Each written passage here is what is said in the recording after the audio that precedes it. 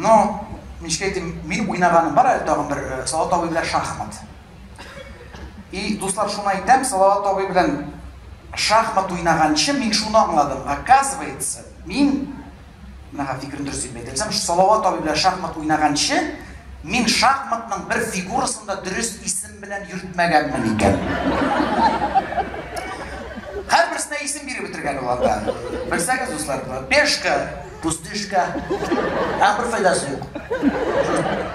Теге башка барып җитсә генә кеше була инде. Пустышка.